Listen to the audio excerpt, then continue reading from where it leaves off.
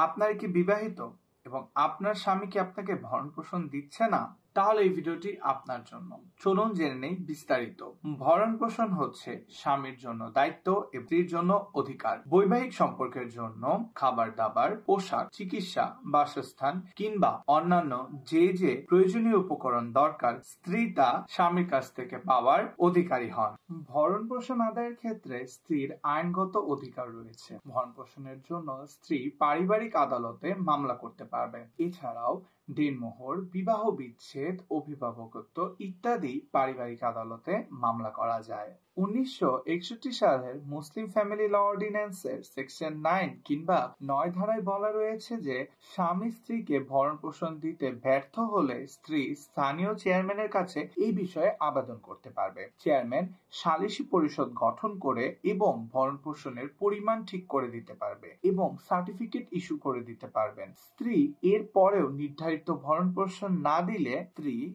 বকেয়া ভূমি রাজস্ব আকারে তা আদায় করতে পারবে। আচ্ছা, যদি কোনো স্ত্রী যুক্তিসঙ্গত কারণ ছাড়া স্বামীর থেকে আলাদা থাকে তাহলে সেক্ষেত্রে কি স্বামী তাকে ভরণ-পোষণ দিতে বাধ্য হবে? এমন কোশ্চেনও অনেকেই করে থাকে। তবে কোনো যুক্তিযুক্ত কারণে স্ত্রী আলাদা বসবাস করে থাকে সেক্ষেত্রে স্বামী ভরণ-পোষণ দিতে অবশ্যই কিন্তু বাধ্য থাকবে। যুক্তিযুক্ত কারণগুলোর মধ্যে হতে পারে যেমন দেনমোহর আদায়ের জন্য আলাদা বসবাস করছে, অথবা স্বামী নিষ্ঠুর আচরণ করছে, অত্যাচার বা ধর্ম পালনে বাধা প্রদান করা ইত্যাদি কারণে অনেকেই স্বামীর থেকে আলাদা থাকে। সেক্ষেত্রেও স্ত্রী ভরণ-পোষণ পাবেন। এজন্য ভরণ-পোষণ এবং এই জাতীয় কোনো পদক্ষেপ গ্রহণ করতে হলে আপনাকে একজন বিজ্ঞ আইনজীবীর সাথে পরামর্শ গ্রহণ করতে হবে। এই জন্য আইনি কোনো সমস্যায় পড়লে অবশ্যই আমাদের পেজে যোগাযোগ করবেন এবং আমরা আপনাকে একজন বিজ্ঞ আইনজীবী দ্বারা সাহায্য করার চেষ্টা করব।